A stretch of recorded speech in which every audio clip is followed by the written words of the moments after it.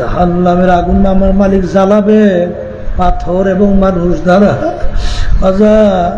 দুনিয়ার আগুন যত শক্তিশালী হোক, প্রথম জ্বালানোর সময় নরম নরম জিনিস ব্যবহার না করলে দুনিয়ার আগুন জ্বালানো যায় না। কিন্তু জাহান্নামের আগুন এমন তেজের হবে, পাথর এবং মানুষ দ্বারা আগুন জ্বালাইবে। আল্লাহ আপনি আমাকে আমাদের সবাইকে মাফ করেন। আল্লাহ মুসা আলাইহিস সালাম রওনা করছেন, পথের পাশে থেকে একটা পাথর যার যার কান্দে। মুসা আলাইহিস সালাম বলে, পাথর তুমি কেন কান্দো? আল্লাহ রাসূল কোথায় রওনা করছেন? আল্লাহর সঙ্গে দেখা করার জন্য। আমার কথা বললেন যে মালিক একটা পাথর তোমার ভয়, তোমার জাহান্নামের ভয়, কানতে কানতে নহর জারি করছে, জাহান্নাম থেকে মাপ চায়। যখন মুসা আলাইহিস সালাম বললেন মালিক পাথর কানতে কাঁদতে নহর জারি করছে, জাহান্নাম থেকে মাপ চায়, আল্লাহ রাব্বুল আলামিন বললে পাথরকে বইল ওকে জাহান্নামের আগুনে জ্বালাবো না। মুসা আলাইহিস সালামের বাবা তোর তো কপাল ভালো, আমার মালিক তোর কান্না কবুল করছেন, তোর কান্না আমার মালিক তোকে জাহান্নামে আগুনে জ্বালাবে না। পাথরের কান্না বন্ধ হয়ে গেল। কিছুদিন পরে ওই পথ থেকে যখন রওনা করলো, দেখে পুনরায় আবার পাথর কান্দে। রব্বুল আলামিন ফিতনা ফাসাদের যুগে দুনিয়ার সমস্ত কাজ থেকে বিরত রেখে উলামায়ে কেরামদের মজলিস, জাকিরিন শাকিরিন সাদিকিন, অনেক আল্লাহর খাস বান্দারা এই মজলিসের মধ্যে আছে, যাদের সঙ্গে আমাদের জীবনের একটা সময় আল্লাহ রাব্বুল আলামিন কাটাবার সুযোগ করে দিয়েছেন। শুকরিয়া তার সবাই বলি আলহামদুলিল্লাহ। নেক কাজ করার সুযোগ পেলে বেশি বেশি শুকরিয়া আদায় করতে হয়। শুকরিয়া আদায় করলে আল্লাহ রাব্বুল আলামিন খুশি হয়ে যায়। কেমন খুশি হয়? মুসা আলাইহিস সালাতু ওয়াস সালাম রওনা করছে আল্লাহর সঙ্গে দেখা করবে। পথের পাশে দেখে কতগুলো হাঁস বসে আছে। আল্লাহর কুদরত, হাঁসগুলোর জবান খুলে গেছে। হাঁসগুলো বলতেছে নবী কোথায় রওনা করছেন? আল্লাহর সঙ্গে দেখা করার জন্য। হাঁসগুলো বলতেছে নবী গো, আমাদের একটা আরজি আল্লাহর কাছে পেশ করিলেন। বহুদিন পর্যন্ত বৃষ্টি হয় না, অনাবৃষ্টির কারণে এই মাইকটা মোড়ামুড়ি করা যাবে আবার ভাই, এই হাত দিয়ে চুপ থাকো তো, খালি বারবার।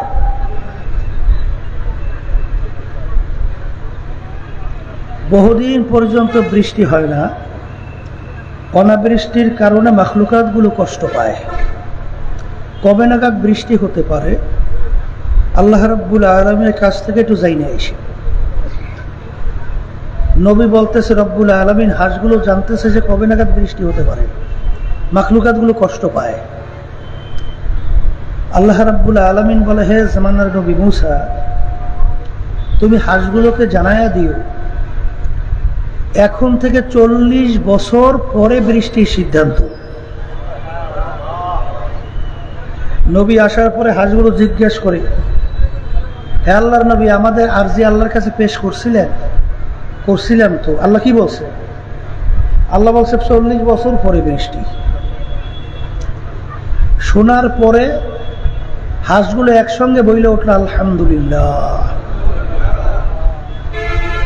নবী ধুমুকের সুরে বলতে, হে বোকারা, 40 বছর পরে বৃষ্টি, এটা তোদের জন্য তো সুসংবাদ না, দুঃখের সংবাদ।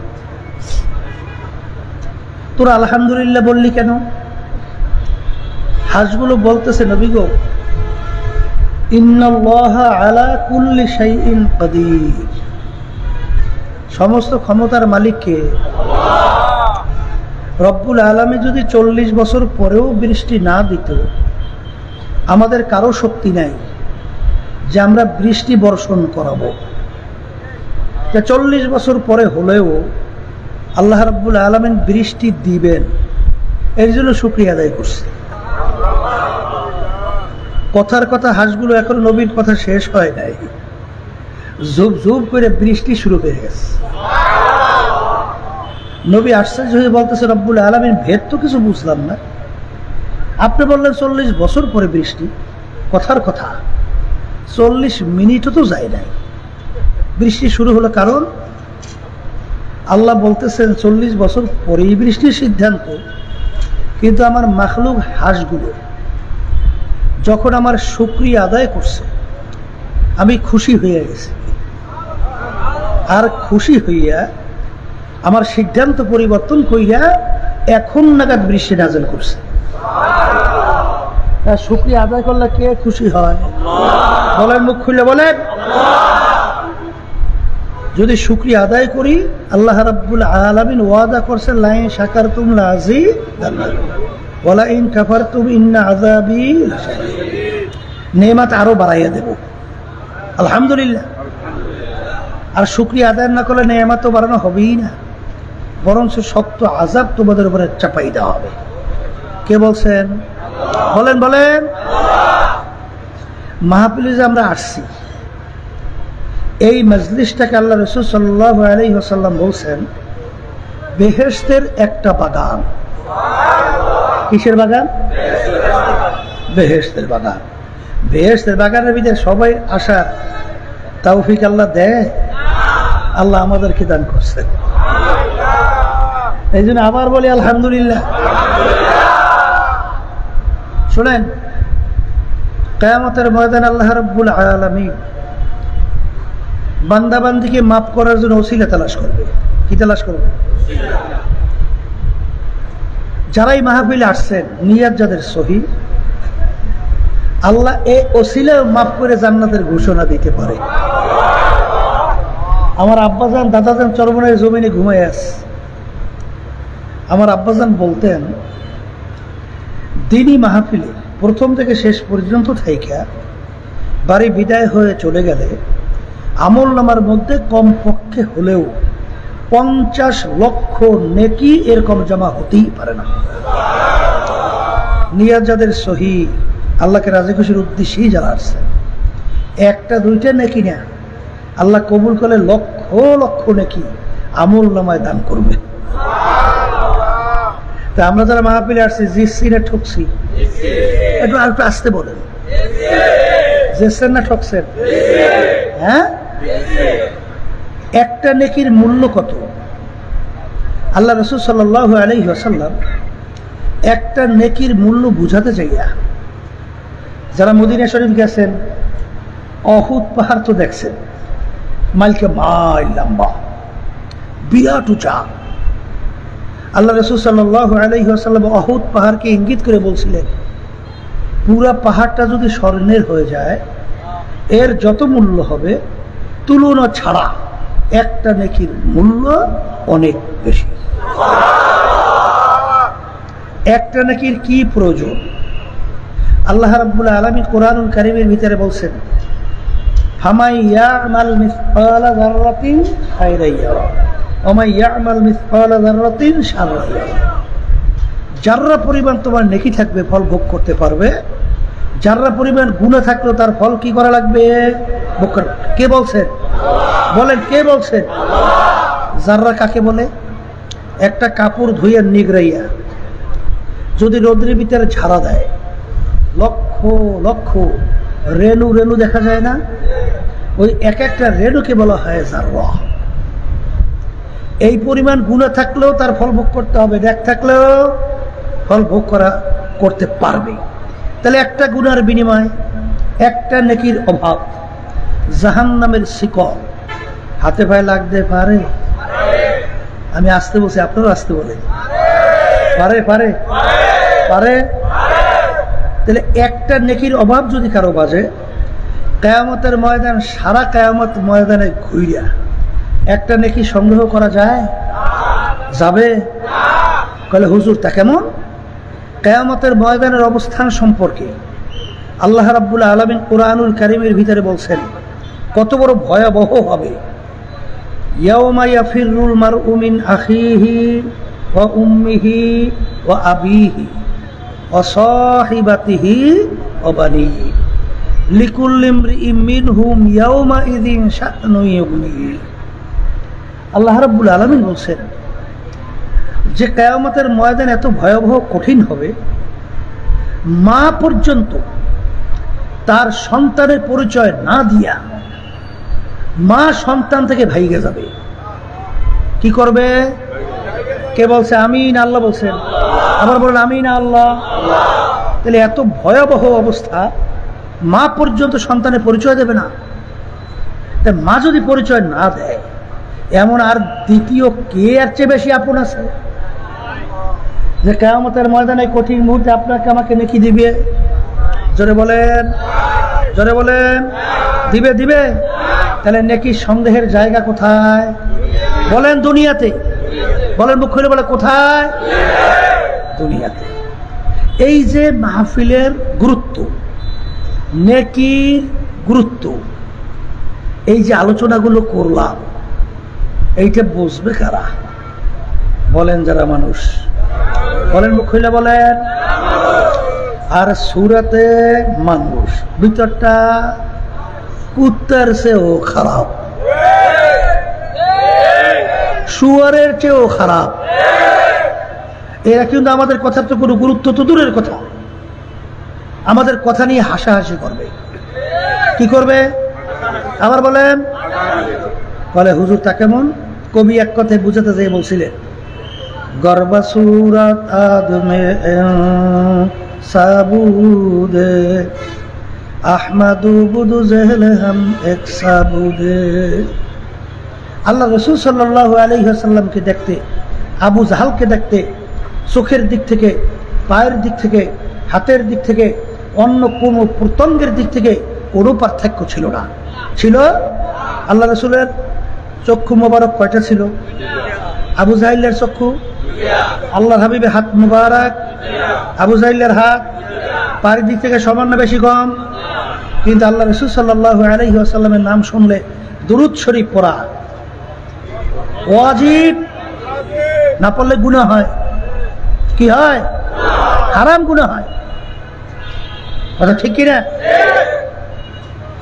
আর আবু জাহালুর নাম শুনলে আমাদের জবান থেকে কি বের হয়? লাআনাতুল্লাহ আলাইহি।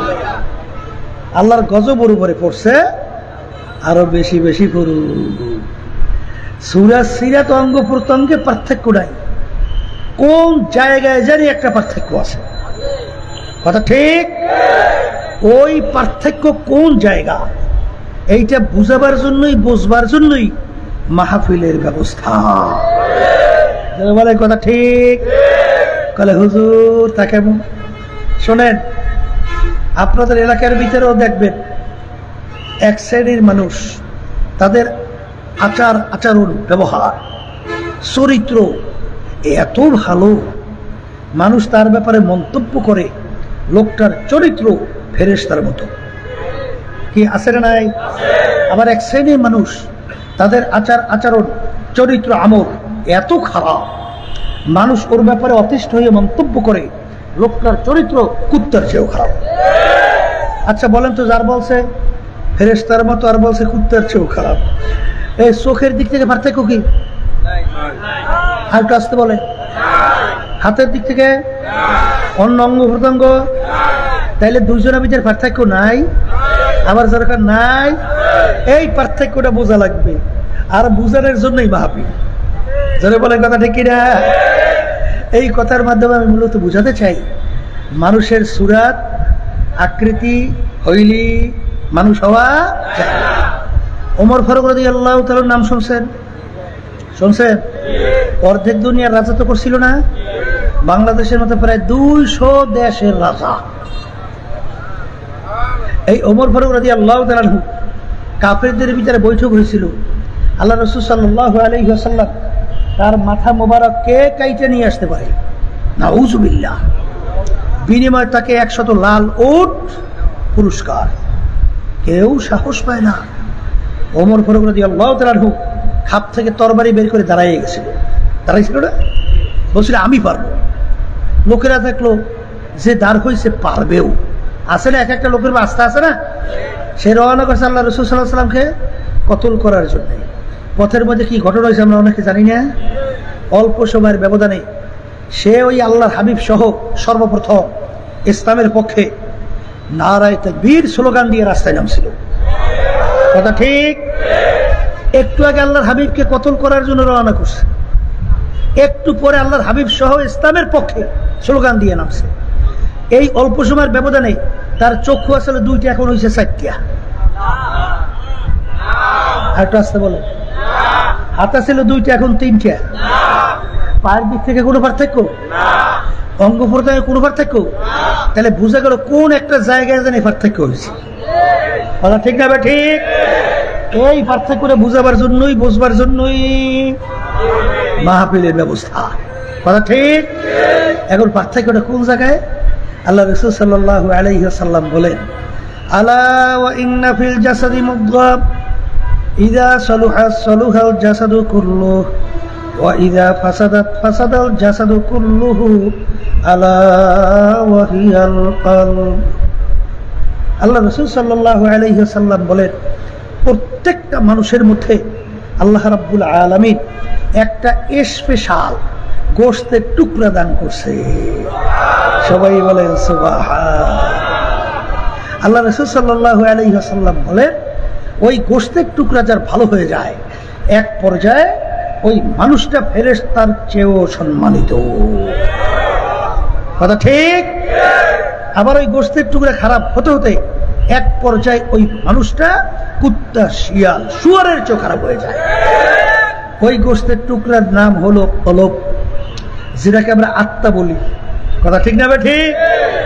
এই যে 5ই আগস্ট সহ জুলাইয়ের কিছুদিন বাংলাদেশে যে তাণ্ডব ঘটছে, আপনাদের এই এলাকায় তো আমার ভাইদেরকে আক্রমণ করছে, অত্যাচার করছে, মারছে।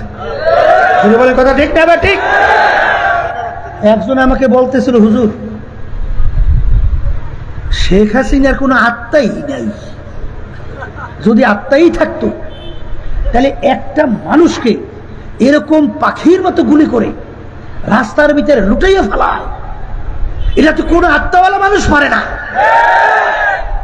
যাদের ওই কলব ভালো, যাদের আত্মা ভালো, এরাই বাংলাদেশের আমার কষ্ট অর্জিত রিক্সাওয়ালা বাজানরা রাস্তায় রিক্সা চালায়, মাথার ঘাম পায়ের নিচে পড়ছে, ঠেলাওয়ালা গাড়ি ভাড়ে আমার ভাইরা ঠেলা গাড়ি ঠেইলা তারপর কষ্ট করে টাকা সম্পদ উপার্জন করছে। এই টাকার উপরে একটা ভ্যাট ট্যাক্সের মাধ্যমে সরকারি ফান্ড জমা হয়েছে কি হয় নাই? আর একটু আসতে কর, হয়েছে। আর ওরা ক্ষমতার চেয়ারে বৈশা ওই আত্মাল নাইওয়ালা মানুষগুলো, ওই কলব খারাপওয়ালা মানুষগুলো বিদেশে টাকা পাচার করে, বিদেশে কানাডা সহ বিভিন্ন জায়গায় বেগম পাড়া তৈরি করে। ভুল বলছি না ঠিক বলছি? হ্যাঁ, এই শত শত হাজার হাজার মানুষ এরকম ভাবে গুলি করে এই পশুর মতো, পাখির মতো রাস্তায় ফেলাইয়া দেয়। রাস্তায় ঘরের থেকে নাইমে রাস্তায় যায়, গুম হয়ে যায়। কোনো মানুষ পারে? জোরে কান পারে? জোরে কান পারে? এই রাজনীতিটা কি? হ্যাঁ, মানুষের কল্যাণের জন্য না? আসতে কয় রাজনীতি কিসের জন্য?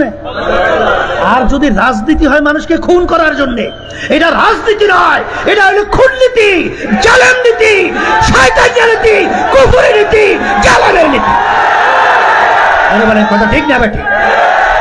এটা রাজনীতি না। কথা ঠিক না? এই জন্য আমার ভাইদেরকে বলবো, পর্দালে মা বোনরা যারা শুনতেছেন, ওই নাম গোশতের টুকরে স্পেশাল, ওইটা ভালো কইরেই দুনিয়া থেকে বিদায় নিয়ে কবরে যাওয়া লাগবে। আসতে কয় আল্লাহ রাব্বুল আলামিন তার রাসূলকে দুনিয়াতে পাঠাইছেন, কারণ আছে না নাই? কোনো কারণ নাই। কি কারণ? ইয়াতলু আলাইহিম আয়াতিহি ওয়া ইউযাক্কিহিম ওয়া ইউআল্লিমুহুমুল কিতাবা ওয়াল হিকমা। আল্লাহ রাব্বুল আলামিন তার রাসূলকে দুনিয়াতে পাঠাইছেন।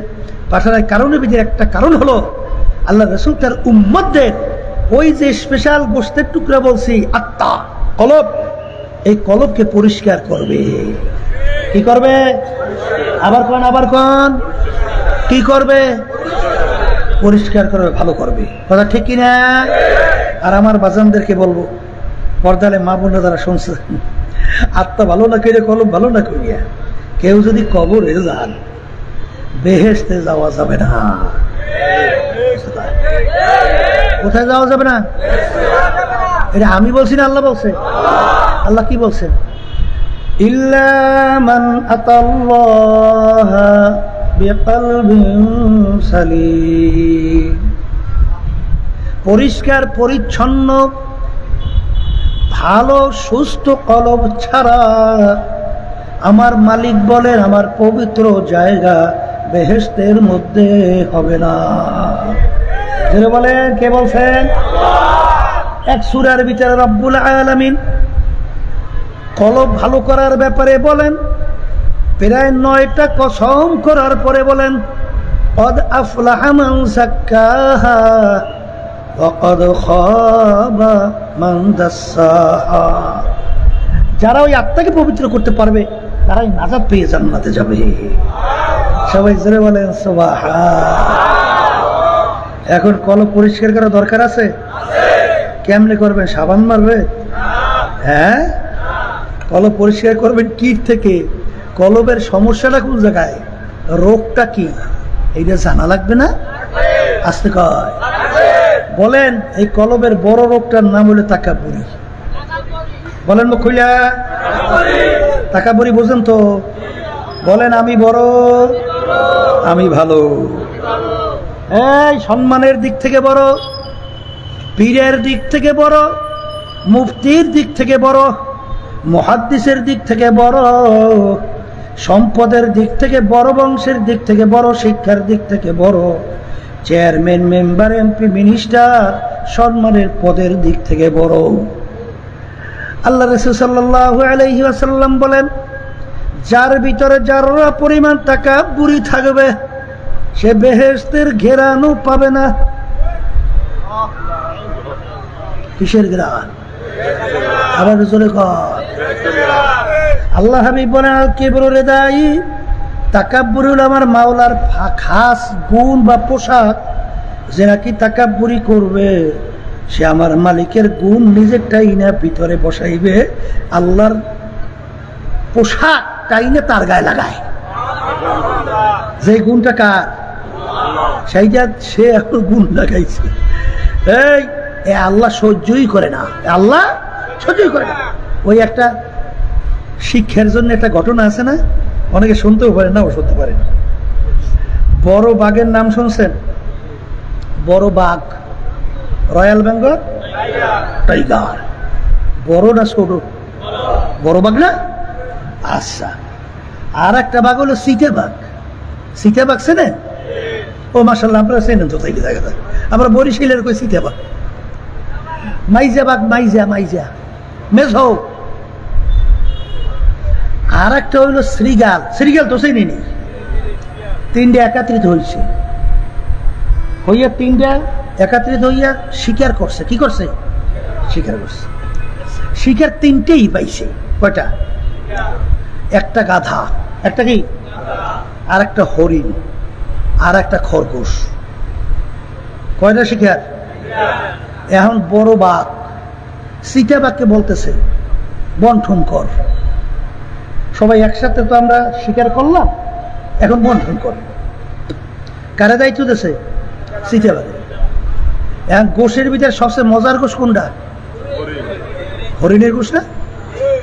এখন চিতা বাঘ চিন্তা করি হরিণের গোশ তো মজা, ওইটা আমার ভাগে কিভাবে রাখা যায় এই পদ্ধতি বের করতে হবে। এই পদ্ধতি এখন পদ্ধতি একটা বের করছে। কি পদ্ধতি? বলে মহারাজ শরীর অনুযায়ী বন্টন। পদ্ধতি কি? শরীর অনুযায়ী বন্টন বুঝেন? মহারাজ আপনার শরীরও বড় আর গাধাটাও বড়, ওইটা আপনার ভাগে। আর মহারাজ হরিণ মেজু, আমার শরীরও মেজু, ওইটা আমার ভাগে। আর পাতি শ্রীগাল ছোট, খরগোশ ছোট, ওইটা পাতি শ্রীগালের ভাগে। এই ভাগটায় মহারাজ বাঘ খুব খুশি হয়েছে না? ওইখানে আমরা এখন খুশি হয় না, কারণ বাঘেরও তো ওই হরিণের গোশ খাইতে মন চায়, চায় না? বাঘের মেজাজ গেছে গরম হইয়া। আর শুনছি বাঘ বলে রাগ হইলে মাটির সঙ্গে কামড় দিয়া বলে তারপর চিল্লায়, মাটি বলে থর থর করে কাঁপতে থাকে। এমন ভাবে রাগ হয়েছে, মাথার রক্ত পায়, পায়ের রক্ত মাথায়। রাগ হইয়ে এমন ভাবে থাবা মারছে চিতাবাঘের উপরে, চিতাবাঘের চোখ খুটুকু বাইরে হয়ে গেছে, এখন থর থর করে শরীর কাঁপতেছে, বুঝেন নাই? এখন বাঘ বলতে আছে পাতি শ্রীকালকে বন্টন কর। এখন পাতি শ্রীকাল চিন্তা করছে, এক বন্টনে তো থাবার সরে চোখ বের হয়ে গেছে, আর আমার বন্টনে যদি বেকায়দা হয় আমার রুই তো শেষ। এখন ও একটা বুদ্ধি করছে, মহারাজ আপনার ভোরের নাস্তা হবে খরগোশ আপনার জন্য, আর আপনার দুপুরের খানার জন্য হবে হরিণ, আর আপনার রাত্রের খানা হবে গাধা। 13টা কার বাগে? মহারাজের বাগে। 13টা কার বাগে? মহারাজ খুশি না বেজা? ওরে খুশি রে খুশি, খুশি শেষ রে। এখন বাঘ বলতেছে এত সুন্দর বন্টন তোকে কে শিখাইল? তখন ওই পাতি শ্রীকাল বলতেছে মহারাজ থাবাই শিখেছে। জোরে আসবেন না, এই জন্য আমি আসতে বলছি। কিতে শিখাইছে? তখন মহারাজ বলতেছে তুই যখন আমার বরত্ব প্রকাশ করলি সব আমার ভাগে তুই দিয়ে দিলি, যা আমার কিচ্ছু লাগবে না, সব তোর জন্য দিয়ে দিলাম। খুশি হইয়া সব তোর। আল্লাহু আকবার। আমার মালিক সর্বদিক থেকে বড়, তুমি আর আমি যদি সর্বক্ষেত্রে আমার মালিককে বড় বলি, আমার মালিক খুশি হবে। মাল্লাহুল মাওলা ফালাহুল, যেই বান্দাবান্দি আমার মাওলার উপরে সফরদ করবে ওই বান্দাবান্দির জন্য আমার মালিক যথেষ্ট। জোরে বলে কথা ঠিক যাবে? ঠিক। আমার মালিক বলে বর্মে আগ্রি, আমি যেটাকে বলা হয় আনানিয়াত, এটা বুঝে আমার মালিক মোটেই সহ্য করে না। বাজান ইবলিসের কথা শুনছেন? হাজার হাজার বছর ইবাদত করছে না? না করে নাই? আসমানি 104 কিতাবের ইলম আমার মালিক ইবলিসের মধ্যে দান করছিল। মুআল্লিমুল মালায়েকা উপাধি পাইল, আমার মালিকের সম্মানিত নৈকট্যে পৌঁছলো। কিন্তু আমার মালিক যখন বলল ইবলিস আদমকে সেজদা কর, সেজদা না কইরা যুক্তি পেশ করলো। কি পেশ করছে?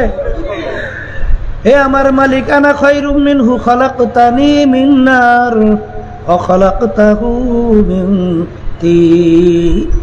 মালিক তুমি আমাকে বানাইছো আগুন দিয়া, আদমকে বানাইছো মাটি দিয়া। আগুনের গতি ঊর্ধ্বে, মাটির গতি নিম্নে, যার গতি ঊর্ধ্বে তার সম্মান বেশি। উচিত ছিল আদম আমাকে সেজদা করবে, আমি কেন আদমকে সেজদা করব? নাউজুবিল্লাহ। আমার মালিক বললেন ওরে খাবিস, তোরে এত বড় সাহস, তুই আমার হুকুম তো মানলি না, বরঞ্চ তুই আমার সঙ্গে যুক্তি পেশ করলি। যা তোকে চিরতরে জাহান্নামের হুকুম দিয়ে বের করলাম। কথা ঠিক না বে? ঠিক। ওদিকে আদম আলাইহিস সালামকে আমার মালিক বলছেন গন্ধম খাইও না। আদম আলাইহিস সালাম গন্ধম খাইছে কি খায় নাই? কথা বলেন। কিন্তু আদম আলাইহিস সালামের যুক্তির কোনো অভাব ছিল, যুক্তির কোনো শেষ নাই।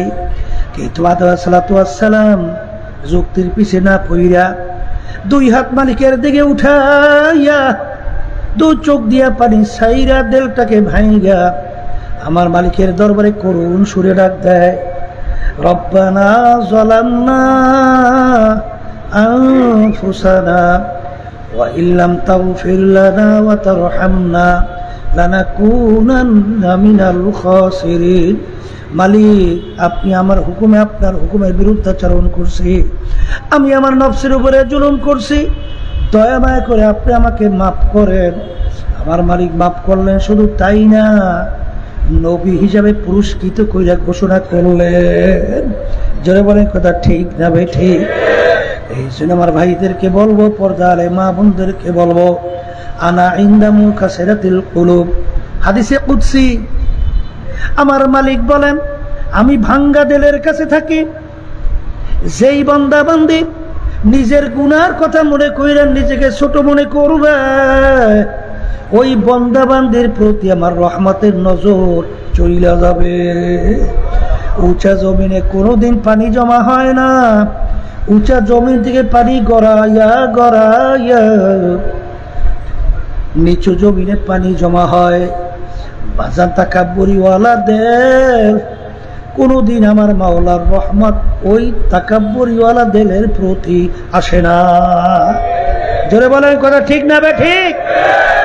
আমার বাজানদের কথা লম্বা হওয়ার জন্য বেশি লম্বা করব না, সংক্ষেপ বলছি।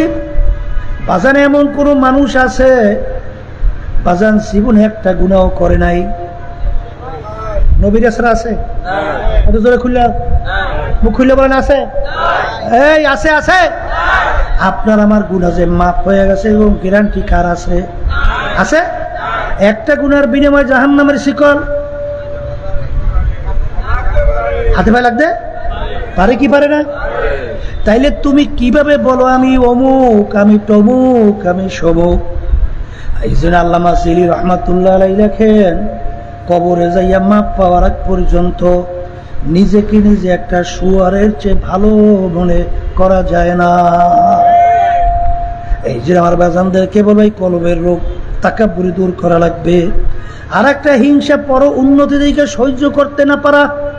এক শ্রেণী বর্তমানে বের হয়েছে চরমনাই মোটে সহ্যই করতে পারে না। আমি মনে হয় ভুল বলি নাই, আর কাছে কর এই ভুল বলছি? আমি আমার বাজানদেরকে জিজ্ঞাসা করি, এই চরমনাই গেলে নামাজি মানুষগুলো বেনামাজি হয়? একটু আসতে বলেন। এই ভালো মানুষগুলো সব খারাপ হয়ে যায়? হ্যাঁ, এই চরমনাই গেলে কি হয়? বেনামাজি মানুষগুলো নামাজি হয়, খারাপ চরিত্রের লোকগুলা ভালো চরিত্রের মধ্যে গেরিয়ে হয়। আমি ভুল বলছি না? আপনাদের এলাকায় দুই একটা নাই, দুই একজন নাই? জোরে বলা ছেড়ে নাই? তাহলে চরমনাই গেলে মানুষগুলো ভালো হয়, নামাজি হয়, আল্লাহকে আল্লাহ বলে ডাক দেয়।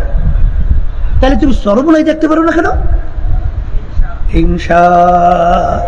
জোরে বলেন কি? আবার জোরে বলেন কি? আল্লাহ রাসূল সাল্লাল্লাহু আলাইহি ওয়াসাল্লাম বলেন, আল হাসাদু ইয়াকুলুল হাসানাত। হিংসা এমন একটা রোগ, সমস্ত নেকি জ্বালাইয়া আমল নামা খালি। আমল নামা কি? নেকি বলে কামাই করা যায় না। আরে হিংসামি কইরা সব নাকি ধ্বংস করবে? এখনো জ্ঞানী না বোকা? কি বোকা না জ্ঞানী? এই জন্য আমার বাজানদেরকে বলবো এই হিংসামি রোগ সারা লাগবে। আর একটা বড় রোগের নাম হলো হুব্বে হুব্বে মাল। মালের মোহাব্বত, সম্মানের মোহাব্বত, পদের মোহাব্বত, ক্ষমতার মোহাব্বত। আল্লাহ রাসূল সাল্লাল্লাহু আলাইহি ওয়াসাল্লাম বলেন, হুব্বুদ দুনিয়া রাসু কুল্লি খতিয়াতিন। সমস্ত গুনার মূলই হইল এই দুনিয়ার মোহাব্বত। এই দুনিয়ার মোহের কারণেই তো আজকে বাংলাদেশে বইসা আর এক দেশের দালালি কইরা বাংলাদেশের স্বার্থ রক্ষা না করিয়া আর এক দেশের স্বার্থ রক্ষা করি। আসতে কয় কথা ঠিক না? ঠিক। এই পদের জন্যই, সম্মানের জন্যই, সম্পদের জন্যই, ক্ষমতার জন্যই অনেক সময় মানব রচিত কুফুরি তন্ত্রমন্ত্র তাদের সঙ্গে জড়াইয়া তারপরে নেতা হয়। আর একটু আসতে বলে না? ভুল বলছি? এই ভুল বলছি? হ্যাঁ না ঠিক বলছি?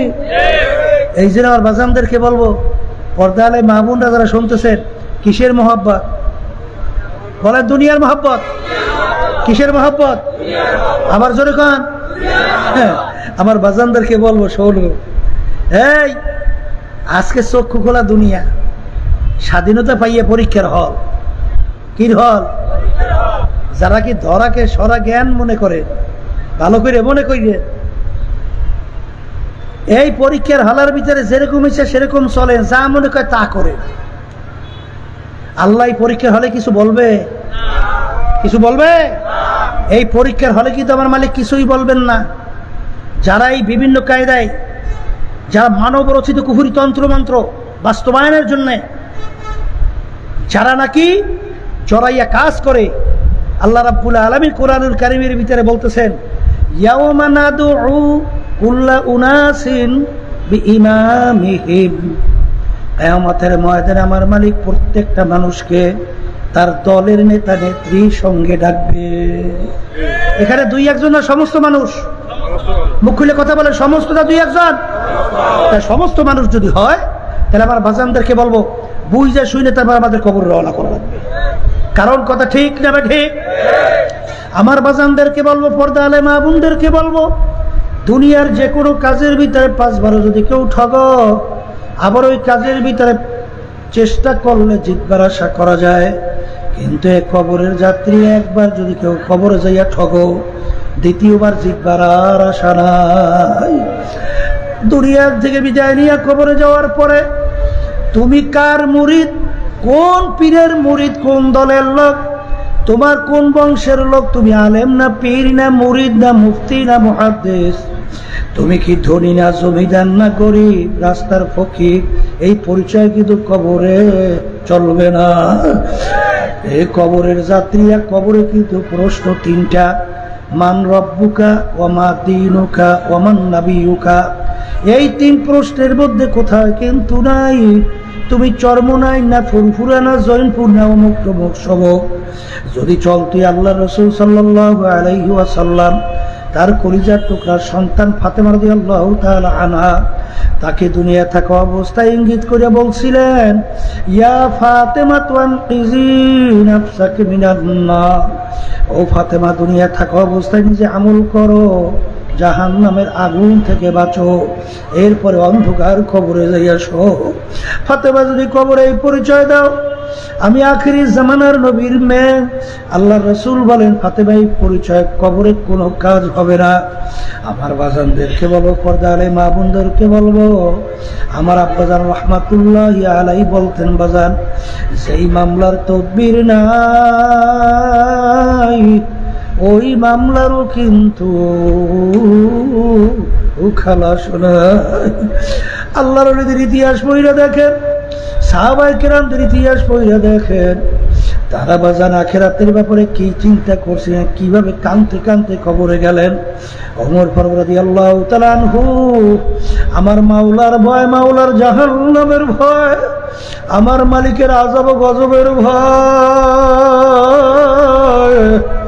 কাঁদতে কাঁদতে গালের ভিতরে 2টা কালো দাগ পড়ছিল। লোকেরা বলে আমির ঔষধ লাগান ভালো হবে, তিনি বলে ও আমার সাথীরা, কিয়ামতের ময়দানে মালিক যখন জিজ্ঞাসা করবে ওমর কি আমল নিয়ে আসছো, বলবো মালিক তোমার ভয়, তোমার আযাব গজবের ভয়, তোমার জাহান্নামের ভয়, কাঁদতে কাঁদতে কালো দাগ করে নিয়ে আসছি। বাজান খাদিজাতুল কুবরা রাদিয়াল্লাহু তাআলা আনহা একদিন ভোরে বৈশা কান্দে। ফাতেমা রাদিয়াল্লাহু তাআলা আনহা বলেন, আব্বাজান আম্মা কান্দে। আল্লাহর হাবিব যাইয়া বলেন, খাদিজা তুমি কেন কাঁদো? খাদিজাতুল কুবরা রাদিয়াল্লাহু তাআলা আনহা বলে, হে আল্লাহর রাসূল, আমি খাদিজা চিন্তা ভাবনা কইরা দেখলাম, আমি দুনিয়ার ভিতরে কোনো বিপদে যদি পইরা যাই, আমার বিপদ থেকে উদ্ধার করার জন্য সবাই দৌড়ে আসে, কিন্তু আমি কবরে যদি বিপদে পইরা যাই, ওই কবরে আমার বিপদ থেকে কে উদ্ধার করবে? এই কবরের চিঠে আমি কান্দি। আল্লাহর হাবিব বলে, খাদিজা কান্না থামাও, হে আল্লাহর রাসূল শর্ত মানা লাগবে। কি শর্ত? আমি যদি আপনার আগে দুনিয়া থেকে বিদায় হয়ে যাই, আপনার জামা মোবারক দিয়ে আমার কাপড়ের কাপড় পরানো লাগবে, কারণ আপনার জামা মোবারক যদি আমার শরীরে লাগিয়া থাকে, কবরে মাটি আমাকে চাপ দিতে সাহস পাবে। আল্লাহ রাসূল কবরে উত্তর আপনার দিয়ে দেয়া লাগবে। বাজার আল্লাহর হাবিব সাল্লাল্লাহু আলাইহি ওয়াসাল্লাম খাদিজাতুল কুবরা রাদিয়াল্লাহু তাআলা আনহা ইন্তেকালের পরে, দাফনের পরে কবরের পাশে অপেক্ষা করে সময়ের পর সময় যায়, প্রশ্নও নাই, উত্তরও কবরের মধ্যে নাই। আল্লাহ রাব্বুল আলামিন জিজ্ঞাসা করে, হাবিব গো, আপনি কেন অপেক্ষা করেন? রব্বুল আলামিন খাদিজার কবরে প্রশ্নের উত্তর দেওয়ার জন্য। হাবিব গো, লাগবে না, লাগবে না, আমার খাদিজার কবরে প্রশ্নের উত্তর আমি স্বয়ং রব্বুল আলামিন দিয়া দিলাম। এ কবরের যাত্রীরা, বাজান ভালো কইরা বুঝো, আজকে দুনিয়ার সাধারণ আগুনের মধ্যে 1 মিনিট আঙ্গুল রাখা যায় না। আল্লাহ রাসূল বলেন, হে আমার উম্মতেরা, দুনিয়ার আগুনের চেয়ে 70 গুণ তেজের আগুন জাহান্নামের আগুন। ওই আগুনের ভিতরে কেমনে জ্বলবা চিন্তা ভাবনা করে তারপর কবরে যাইও, কারণ দ্বিতীয়বার দুনিয়াতে আসার আর সুযোগ নাই। আল্লাহর বান্দারা, জাহান্নামের আগুনের ব্যাপারে আমার মালিক কোরআনুল কারীমের ভিতরে বলেন, নারুল্লাহিল মুকাদাতুল্লাতী তাত্তালিউ আলাল আফইদা, জাহান্নামের আগুন এমন তেজের হবে, শরীরে যে কোনো জায়গায় লাগার সঙ্গে সঙ্গে ওই আগুন যাইয়া কলিজা পর্যন্ত পৌঁছা যাবে। আল্লাহ আমাকে, আমাদের সবাইকে মাফ করে দেন। জাহান্নামের আগুন এমন তেজের হবে, আল্লাহ وقودها الناس والحجارة أعدت للكافرين। জাহান্নামের আগুন আমার মালিক জ্বালাবে পাথর এবং মানুষ দ্বারা। দুনিয়ার আগুন যত শক্তিশালী হোক, প্রথম জ্বালানোর সময় নরম নরম জিনিস ব্যবহার না করলে দুনিয়ার আগুন জ্বালানো যায় না। কিন্তু জাহান্নামের আগুন এমন তেজের হবে, পাথর এবং মানুষ দ্বারা আগুন জ্বালাইবে। আল্লাহ আপনি আমাকে, আমাদের সবাইকে মাফ করেন। আল্লাহ, মুসা আলাইহিস সালাম রওনা করছে, পথের পাশে থেকে একটা পাথর যার যার কান্দে। মুসা আলাইহিস সালাম বলে, পাথর তুমি কেন কান্দো? আল্লাহ রাসূল কোথায় রওনা করছেন? আল্লাহর সঙ্গে দেখা করার জন্য। আমার কথা বললেন যে মালিক, একটা পাথর তোমার ভয়, তোমার জাহান্নামের ভয়, কানতে কানতে নহর জারি করছে, জাহান্নাম থেকে মাপ চায়। যখন মুসা আলাইহিস সালাম বললেন, মালিক পাথর কানতে কাঁদতে নহর জারি করছে, জাহান্নাম থেকে মাপ চায়, আল্লাহ রাব্বুল আলামিন বললে, পাথরকে বইল, ওকে জাহান্নামের আগুনে জ্বালাবো না। মুসা আলাইহিস সালামের বাবা, তোর তো কপাল ভালো, আমার মালিক তোর কান্না কবুল করছেন, তোর কান্না আমার মালিক তোকে জাহান্নামে আগুনে জ্বালাবে না। পাথরের কান্না বন্ধ হয়ে গেল। কিছুদিন পরে ওই পথ থেকে যখন রওনা করলো, দেখে পুনরায় আবার পাথর কান্দে। নবী ধমক দিয়ে বলে, হে পাথর, তুই কি আমার কথা বিশ্বাস করো নাই? তুই আবার কেন কান্দ? নবী, বিশ্বাস করছি, চিন্তা কইরা দেখছি, যদি না কান্দতাম আপনার নজরেও পড়তাম না। যদি আপনার আমার কথা মালিকের কাছে বলতেও পারতেন না, আর আমি জাহান্নাম থেকে বুঝি মুক্তিও পাইতাম না। যেই কান্নার ওসিলে জাহান্নাম থেকে মাপ পাইলাম, ওই কান্না আমি পাথর কিয়ামত পর্যন্ত আর কোনদিন ছাড়ব না। এ কবরের যাত্রীরা, আমার মালিক বান্দা বান্দির চোখের পানি সহ্য করতে পারে না। মান বাকা মিন খাশিয়াতিল্লাহ হারামাল্লাহু তিলকাল আইনা আলান নার। সেই চোখ আমার মাওলার ভয় কাঁদবে, ওই চোখের জন্য জাহান্নামের আগুন আমার মাওলা হারাম কইরা দেবে। এই জন্য আমার বাজানদেরকে বলবো, বাজান, সন্তান মারা গেলে চোখে পানি আসে, সম্পদ নষ্ট হয়ে গেলে চোখের ভিতরে পানি আসে, সম্মান নষ্ট হয়ে গেলে চোখে পানি আসে। তোমার আমার গুনার কারণে যে জাহান্নামের আগুন জ্বলছে, ওই জাহান্নামের আগুন চোখের পানি ছাড়া ঠান্ডা হবে। এ কবরের যাত্রীরা, আজকে দুনিয়ার যদি স্বার্থের ব্যাঘাত ঘটে, লাথি মেরে তোমাকে আমাকে বের করে দেয়, অনেক সময় স্বার্থের ব্যাঘাত ঘটলে সন্তান মাকে মাইরে ফেলায়, মা সন্তানকে মারে। কিন্তু বাজান আমার মালিকের সমস্ত নেয়ামত তুমি আর আমি ভোগ করলাম, আমার মালিক তোমাকে আমাকে তার জমিন থেকে ভাগায় না, তার নেয়ামত থেকে বঞ্চিত করলো না। আমার মালিক বরঞ্চ ডাক দিয়া বলে, কুল ইয়া ইবাদিয়াল্লাযীনা আসরাফু আলা আনফুসিহিম লা তাকনাতু মির রাহমাতিল্লাহ ইন্নাল্লাহা ইয়াগফিরুয যুনুবা জামিআ। বাজা বাজা হর সে হস্তি বাজা তরকা পেরো গিবরা ভূত পুরুস্তি বাজা। ইদার গাহে মাদার গাহে নাউমিদিনী সদবরা করতাও বসে কাস্তি বাজা।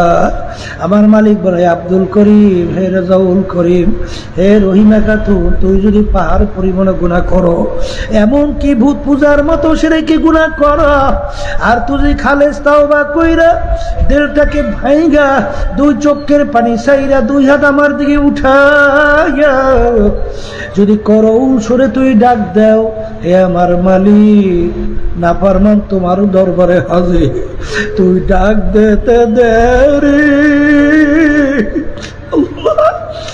তোকে আমার রহমতের কোলের মধ্যে টাইনে আমি জায়গা দিতে মোটেও দেরি করি না। فسوف ترى إذ انكشف الغبار أفرس تحت رجلك محمار اللهم آمين। এক ঘরের মেয়ে লোকেরা হাতে দাও, দু চোখের পানি ফেলাও।